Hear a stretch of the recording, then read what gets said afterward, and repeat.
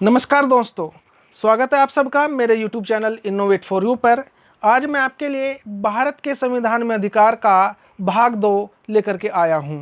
यदि आपको ये वीडियो अच्छा लगे तो इसे लाइक कर दीजिएगा और यदि किसी ने अभी तक मेरे चैनल सब्सक्राइब नहीं किया है तो इसे सब्सक्राइब कर लीजिएगा, ताकि जब भी मैं कोई नई वीडियो डालूँ तो आप उससे अवगत हो जाएँ। तो चलिए स्टार्ट करते हैं आज का टॉपिक।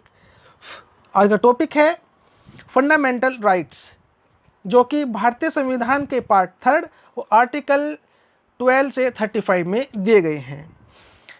जान लेते हैं क्या क्या हमारे अधिकार हैं। Number 1, right to equality, article 14 to 18, यानी समता या समानता का अधिकार अनुच्छेद 14 से 18 में दिए गए हैं। राइट टू फ्रीडम, स्वतंत्रता का अधिकार अनुच्छेद 19 से 22 में है। Number 3, right against exploitation, article 23 to 24, यानी शोषण के खिलाफ अधिकार अनुच्छेद 23 से 24 में। Number 4, right to freedom of religion, article 25 to 28, धर्म की स्वतंत्रता का अधिकार अनुच्छेद 25 से 28 में दिया गया है।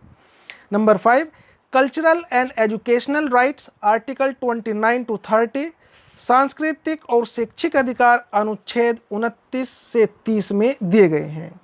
राइट टू प्रॉपर्टी, आर्टिकल 31, संपत्ति का अधिकार अनुच्छेद 31। देखिएगा 1978 में भारतीय जनता पार्टी की सरकार आई थी।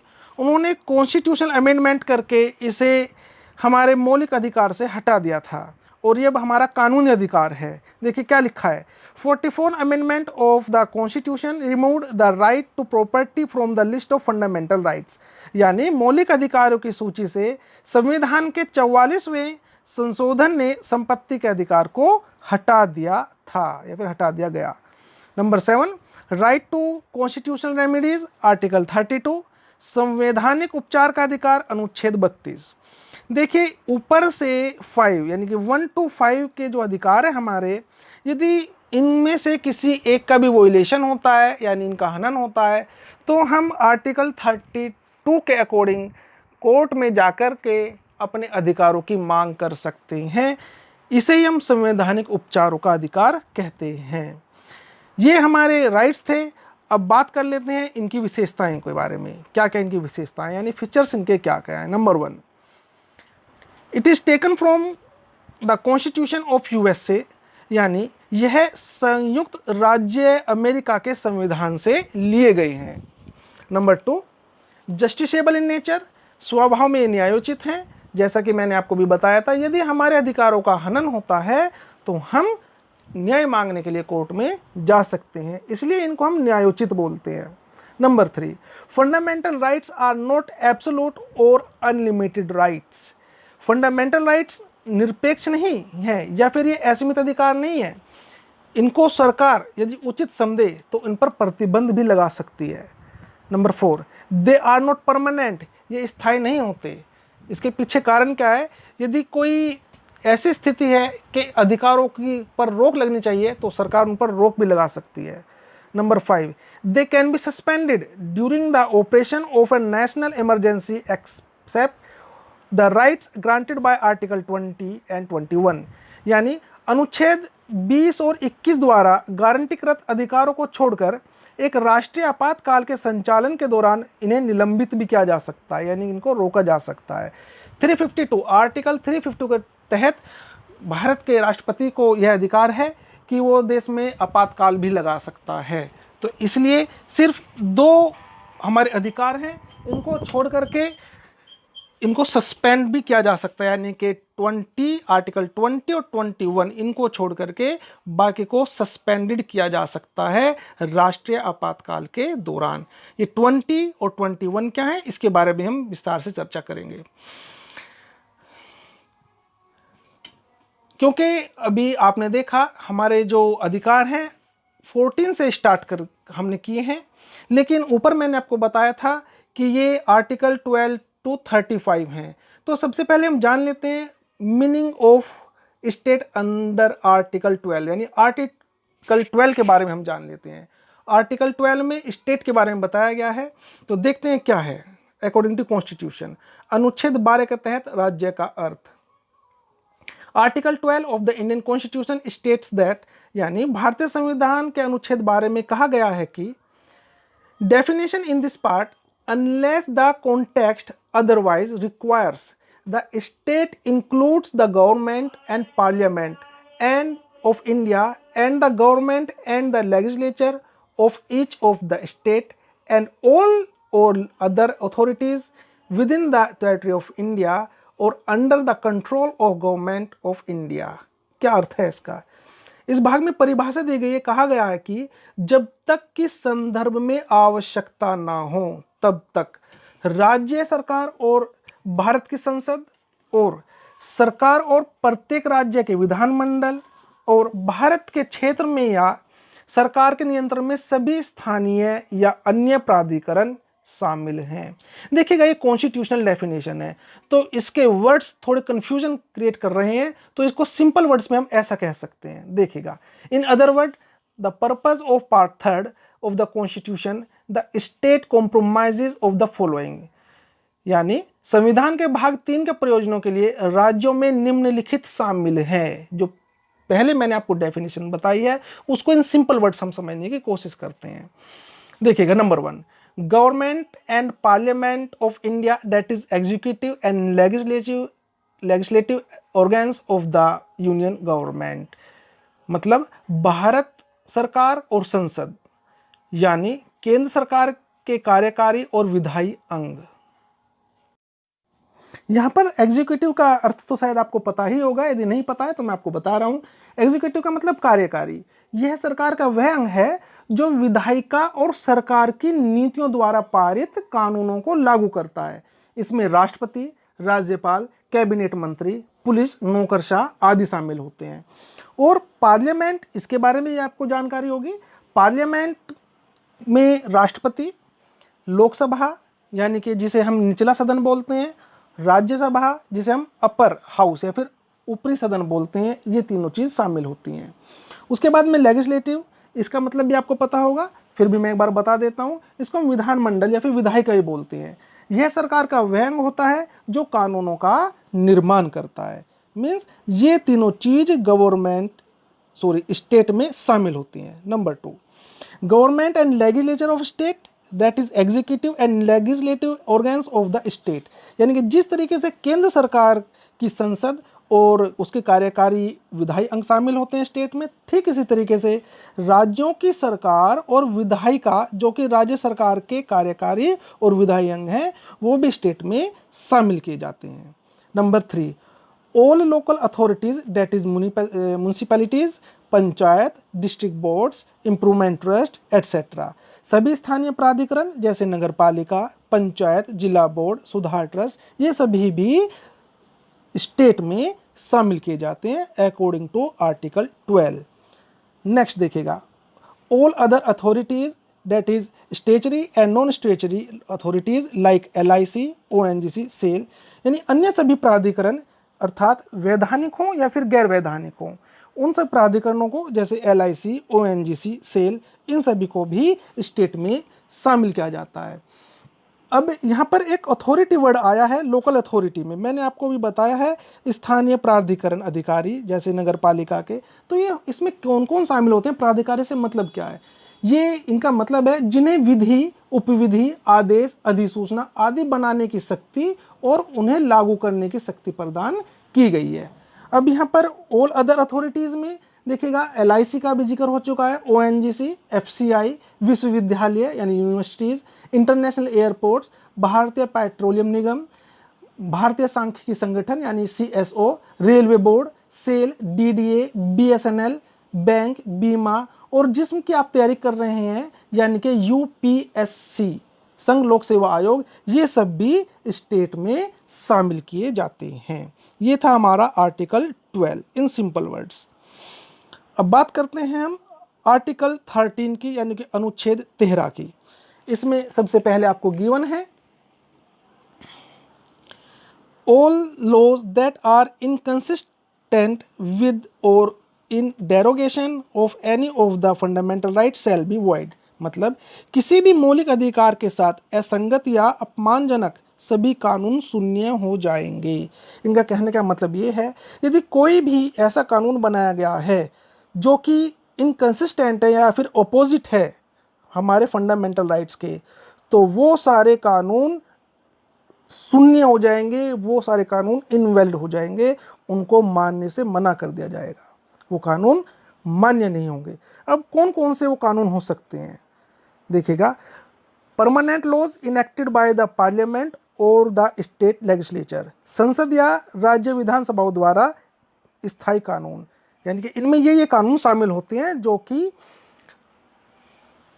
कि आप कह सकते हैं इसको, जो एक तरीके से शून्य हो जाएंगे, यानी राज्यसभा संसद या राज्य विधानसभाओं द्वारा जो कानून बनाए गए हैं और वो हमारे मौलिक अधिकारों के खिलाफ हों। Number 2, temporary laws like ordinance issued by the president और द स्टेट गवर्नर्स, राष्ट्रपति या राज्य के राज्यपालों द्वारा जारी अध्यादेश जैसे अस्थायी कानून। यदि कोई ऐसा कानून है इनके द्वारा भी जो अध्यादेश पारित कर दिया गया है जो कि हमारे फंडामेंटल राइट्स के अगेंस्ट है, तो वो भी सब शून्य हो जाएंगे। Number 3, statutory instrument in the nature of delegated legislation, executive legislation like order, bylaw, rule, regulation और नोटिफिकेशन, यानी आदेश, उपनियम, नियम, विनियमन और अधिसूचना और जैसे प्रत्यायोजित विधान की प्रकृति में वैधानिक उपकरण। इसका मतलब समझिएगा आप जरा, यहाँ पर लिखा है डेलीगेटेड लेजिस्लेशन, मतलब स्टेचुटरी बॉडी जो कानून तो बना देती है, लेकिन उस कानून को इन्फोर्स कराने के लिए, उसको लागू कराने के लिए बहुत सारी प्रक्रिया होती है। तो वो प्रक्रिया के तहत आदेश भी आते हैं, नियम भी आते हैं, उपनियम भी आते हैं, यानी कि बायलॉ आता है, रूल आते हैं, रेगुलेशन आते हैं, नोटिफिकेशन जारी किए जाते हैं। मीन्स यदि हमारे फंडामेंटल के खिलाफ इस तरह का कोई भी काम सरकार करती है या फिर किया जाता है, इस तरह का कोई नियम बनाया जाता है, तो वो भी सब शून्य हो जाएगा। ये हमारा आर्टिकल 13 या फिर अनुच्छेद 13 कहता है। Number 4, non legislative sources of law that is custom और usages having the force of law, कानून के गैर विधायी स्रोत अर्थात कानून का बल होने वाला रिवाज या उपयोग। देखिएगा यहाँ पर एक एग्जाम्पल के थ्रू मैं आपको समझाऊंगा। सीधी सीधी बात एक तो माइंड में हमें सेट कर लेनी है कि कोई भी ऐसा कानून जो कि हमारे फंडामेंटल राइट्स के अगेंस्ट हो, जो हमारे फंडामेंटल राइट्स का वोलेशन करता हो, वो सब शून्य हो जाएंगे, वो सब लॉ जो है अपने आप खत्म हो जाएंगे। तो यहाँ पर मैं आपको एक एग्जाम्पल देता हूँ सती प्रथा का। देखिएगा सती प्रथा जो कि पहले हमारे देश में चलती थी, अब तो फिलहाल वो नहीं है। यदि अब सती प्रथा नाम की कोई चीज़ यहाँ पर कोई अप्लाई करता है, क्योंकि वो ह्यूमन राइट्स के खिलाफ है, फंडामेंटल राइट्स के हमारे खिलाफ है, तो हम उस लॉ के खिलाफ कोर्ट में जा सकते हैं, तो वो अपने आप ही वोलेशन हो जाएगा, उसको खत्म हो जाएगा, वो जीरो हो जाएगा अपने आप ही। तो ये है कस्टम, रीति रिवाज। यदि रीति रिवाज कोई कहता है कि नहीं ये तो पहले कानून था, इसके हिसाब से आपको करना है। सती प्रथा में आपको पता होगा कि यदि किसी महिला का पति एक्सपायर हो जाता था तो उसके साथ ही उसकी पत्नी को चिता पर जिंदा ही जला दिया जाता था। तो पहले ये कानून था, यदि उसी कानून को कोई अब लागू कराना चाहता है कि इस तरीके से आप, इसका हस्बैंड एक्सपायर हो गया है, इसको भी आप इसके साथ जला दीजिए, महिला को भी, अब क्योंकि उसके फंडामेंटल राइट, जीने की स्वतंत्रता है हमें, यदि उसके वो इसके खिलाफ कोर्ट में जा सकती है और जो भी ये रूल बनाया था वो इनवैलिड हो जाएगा। ये था इसमें। करते हैं आगे की बात। इसमें अब देखिएगा राइट टू इक्वलिटी। अब हम अपने अधिकारों पर आ जाते हैं। आर्टिकल 12 और 13 हमने समझ लिया है। आर्टिकल 14 से 18 के बीच में क्या क्या हमारे अधिकार हैं उस पर जिक्र करते हैं। राइट टू इक्वलिटी देखिएगा जरा ध्यान से। Number 1, equality before law and equal protection of law और आर्टिकल 14, यानी आर्टिकल 14 हमें बताता है कि कानून के समक्ष समानता और कानूनों की समान सुरक्षा, यह हमारा अधिकार है। यानी कानून के समक्ष हमें समानता चाहिए, कानून सभी के लिए होना चाहिए और कानून से सभी की सुरक्षा भी होनी चाहिए, ये हमारा अधिकार है। Number 2, prohibition of discrimination on grounds of religion, race, caste, sex और प्लेस ऑफ बर्थ, आर्टिकल 15, धर्म, नस्ल, जाति, लिंग या जन्म के आधार पर भेदभाव का निषेध, अनुच्छेद 15, आर्टिकल 15 ये कहता है। यानी हमारे धर्म के आधार पर, हमारी नस्ल के आधार पर, जाति के आधार पर, लिंग या फिर जन्म स्थान के आधार पर हमारे साथ भेदभाव नहीं किया जा सकता। यदि भेदभाव कोई करता है तो हम उसके खिलाफ कोर्ट जा सकते हैं, क्योंकि ये हमारा अधिकार है। संविधान हमें कहता है कि आपको स्वतंत्रता से रहने का अधिकार है। आपकी यदि कोई खिलाफ इस तरीके से कोई काम करता है, आपके धर्म के आधार पर, आपकी जाति के आधार पर, नस्ल के आधार पर आपके साथ भेदभाव करता है, तो आप कोर्ट में आइए, हम आपको न्याय देंगे। नंबर 3 देखिएगा, number 3 equality of opportunity in matters of public employment, article 16, यानी सार्वजनिक रोजगार के मामलों में अवसर की समानता, अनुच्छेद 16। इक्वलिटी ऑफ अपॉर्चुनिटी यानी कि सार्वजनिक जो रोजगार हैं उसके मामलों में हमें अवसर की समानता चाहिए। कोई भी कास्ट हो, सबको नौकरी पाने का अधिकार है, रोजगार को प्राप्त करने का अधिकार है, ये अनुच्छेद 16 में कहा गया है। Number 4 abolition of untouchability and prohibition of its practice, article 17। अस्पृश्यता का उन्मूलन और इसके अभ्यास का निषेध, अनुच्छेद 17 करता है। यानी यदि कोई हमें अनटचेबल समझता है, यानी कि कोई कहता है कि हम इसको अपने पास नहीं बैठाएंगे, हम इसको छुएंगे तो हम अशुद्ध हो जाएंगे, यानी इस तरह की कोई बात करता है तो उसके खिलाफ भी हम कोर्ट में कंप्लेंट कर सकते हैं। यानी संविधान ने हमें यह भी अधिकार दिया हुआ है। Abolition of titles except military and academic, article 18। सैन्य और शैक्षणिक को छोड़कर उपाधियों का उन्मूलन, अनुच्छेद 18। इसको समझिएगा आप। देखिएगा, किसी भी तरह की उपाधि को धारण करना, उपाधि को देने का अब निषेध कर दिया गया है। सिर्फ मिलिट्री और एकेडमिक में दिया जाता है। आप देखते हैं मिलिट्री में जो अधिकारी होते हैं या फिर कोई सैनिक होता है उसको परमवीर चक्र, महावीर चक्र, इस तरह से उपाधि से सम्मानित कर सकते हैं। ऐसी जो एकेडमिक में स्टूडेंट्स होते हैं जिनको डिग्रियां दी जाती हैं उनको उससे सम्मानित किया जाता है, लेकिन और किसी भी सेक्टर में इस तरह से उपाधि नहीं दे सकते, अनुच्छेद 18 के तहत। इसके बाद में आर्टिकल नंबर 19 to 22 जो कि है स्वतंत्रता का अधिकार, right to freedom. Number 1 protection of 6 right regarding freedom of, article 19। स्वतंत्रता के संबंध में 6 अधिकारों का संरक्षण, अनुच्छेद 19। अब वो कौन कौन सी 6 स्वतंत्रताएं हो सकती है? Number 1 freedom of speech and expression, भाषण और अभिव्यक्ति की स्वतंत्रता, यानी कि freedom of right to freedom में हमें भाषण देने की और अपनी अभिव्यक्ति करने की स्वतंत्रता दी गई है। नंबर 2 असेंबल पीसफुली, शांति से इकट्ठा करने का यानी सभाएं करने का हमें अधिकार दिया गया है। फॉर्म एसोसिएशन या फिर यूनियंस, संघों या फिर यूनियनों का गठन, हम यूनियनों को गठन कर सकते हैं, यह भी हमारा अधिकार है, संघों का हम गठन कर सकते हैं। Number 4 move freely through out the territory of India, पूरे भारत में स्वतंत्र रूप से घूमें, हम पूरे भारत में स्वतंत्र रूप से घूम सकते हैं, हमें कोई नहीं रोक सकता, यह भी हमारा अधिकार है, यह हमारी स्वतंत्रता है। Number 5 reside and settle in any part of India, भारत के किसी भी हिस्से में निवास करना और बसने का अधिकार, यह भी हमारा अधिकार है। लेकिन धारा 370 जो पहले जम्मू कश्मीर में लगी हुई थी उसके तहत हम नहीं जा सकते, क्योंकि वहाँ पर एक स्पेशल ये धारा लगी हुई थी। इसी तरीके से धारा 371 भी है जो कि हमें निषेध करती है, जैसे हिमाचल प्रदेश, मेघालय, त्रिपुरा, इन राज्यों में बसने से, लेकिन हाँ घूम सकते हैं हम वहाँ पर। तो फिर भी ये हमारा फंडामेंटल राइट है, राइट टू फ्रीडम, यानी reside and settle in any part of India. अब हम जम्मू कश्मीर में भी जा कर के रह सकते हैं, ज़मीन खरीद सकते हैं। नंबर 6 प्रैक्टिस एनी प्रोफेशन और to carry on any occupation, trade और बिजनेस, किसी भी पेशे, व्यवसाय या व्यापार के लिए अभ्यास करें। संविधान ने हमें यह भी स्वतंत्रता दे रखी है कि हम किसी भी प्रोफेशन को चूज करेंगे, हम कोई भी व्यापार कर सकते हैं, व्यवसाय कर सकते हैं, लेकिन उसके साथ कंडीशन लगी हुई है कि यदि किसी को डॉक्टर बनना है तो डॉक्टर बनने के लिए उसको एक MBBS, फॉर एग्जांपल MBBS कम ले लेते हैं, उसको MBBS की पहले डिग्री लेनी पड़ेगी, उसको MBBS की प्रैक्टिस करनी पड़ेगी, उसको डॉक्टर का सर्टिफिकेट लेना पड़ेगा, तब जाके वो डॉक्टर बनेगा। ऐसे नहीं क्योंकि एक डॉक्टर का बहुत महत्वपूर्ण काम होता है।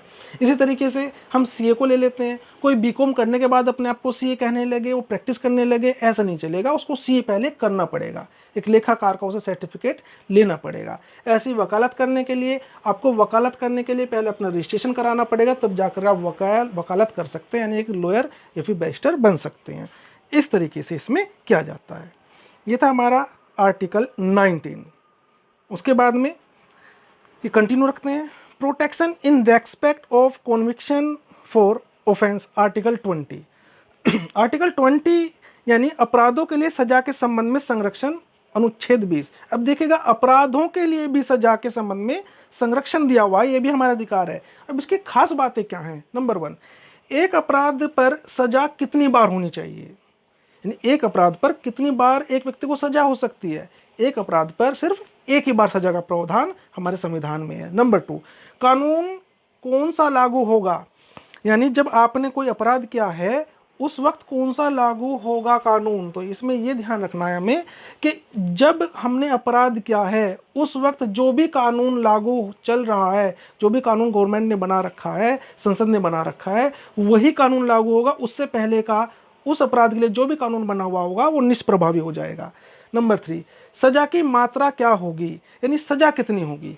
इसमें यह भी दिया रखा है कि सजा जिस कानून के लिए जितनी भी सजा बनाई गई है एट प्रेजेंट उतनी ही सजा उसको दी जाएगी। ये था आर्टिकल 20 की खास बातें। उसके बाद में protection of life and personal liberty, article 21 यानी जीवन की सुरक्षा और व्यक्तिगत स्वतंत्रता, अनुच्छेद 21। अनुच्छेद 21 क्या कहता है कि प्राण या फिर दैहिक स्वतंत्रता हमें है, हमें व्यक्तिगत स्वतंत्रता है। मीन्स कि इसमें मानवीय गरिमा के साथ जीने का अधिकार, मृत्यु या आत्महत्या का अधिकार नहीं है। ये ध्यान रखना है हमें, ये ध्यान रखना है। जीवन की सुरक्षा है लेकिन मृत्यु, देखिएगा अधिकतर आप देखते होंगे, न्यूज़पेपर में देखते होंगे, लोग ये कहते हैं कि उन्होंने इच्छा मृत्यु की मांग करी, राष्ट्रपति से इच्छा मृत्यु की मांग करी। वो मांग कर सकते हैं लेकिन ये इनका अधिकार नहीं है, ये ध्यान रखना है आपको। हाँ जी, तो इसमें जीवन की सुरक्षा के साथ में क्या कह रखा है कि बंधुआ मजदूरी के खिलाफ हमें अधिकार है, अच्छे पर्यावरण का हमें अधिकार है, जीवन की सुरक्षा की बात यहाँ पर की जा रही है। विदेश यात्रा का हमें अधिकार है, हमें प्राइवेसी या फिर एकांतता का अधिकार है, एकांत कारावास के विरुद्ध हमें अधिकार है, हथकड़ी और पैर में डंडा यदि कोई लगाता है तो उसके विरुद्ध हमारा अधिकार है, फांसी में देरी के विरुद्ध भी अधिकार है।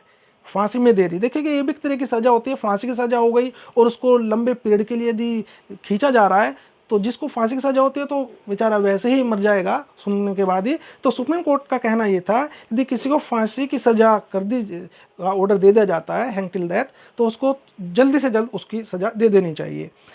पीने का शुद्ध पानी का अधिकार है हमें, और अच्छी सड़कों का भी हमारा अधिकार है, ये भी हमारे जीवन की सुरक्षा का अधिकार में आता है। Number 4, right to elementary education, article 21A यानी प्रारंभिक शिक्षा का अधिकार, अनुच्छेद 21 से हमें प्रारंभिक शिक्षा का अधिकार है। आपने सुना होगा 14 साल से कम उम्र के बच्चों को हम हजार्ड्स वर्क, यानी कि एक तरह से आप कह सकते हैं डेंजरस वर्क उनसे नहीं करा सकते, उनको एजुकेशन देने का अधिकार, राइट टू एजुकेशन है उनका। Number 5, protection against arrest and detention in certain cases, article 22। Article 22 के तहत कहा गया है गिरफ्तारी और कुछ मामलों में नज़रबंदी के खिलाफ संरक्षण, अनुच्छेद 22। यानी यदि हमें अरेस्ट कर लिया जाता है तो हमें उसके खिलाफ भी अधिकार है कि नज़रबंदी के खिलाफ, यदि हमारे नज़रबंद कर रखा है तो उसके खिलाफ भी हम अधिकार कर सकते, अपना हमारा अधिकार है। मतलब यदि किसी को अरेस्ट कर लिया गया है, किसी को सजा देने का प्रावधान बनाया गया है, तो इसमें कहा गया है कि आप विदिन 24 आवर्स अपराधी को, विदिन 24 आवर्स जिसको आपने अरेस्ट किया है उसको न्यायालय के सामने या फिर मजिस्ट्रेट के सामने पेश कर दीजिए। 24 आवर्स से ज़्यादा नहीं रोक सकते। ये था protection against arrest and detention in certain cases, article 22। इसके बाद में बात करते हैं नेक्स्ट वीडियो में। फिलहाल आपने ये वीडियो देखी उसका बहुत बहुत धन्यवाद। नेक्स्ट वीडियो में मैं आपके लिए आगे के आर्टिकल्स लेके आऊँगा।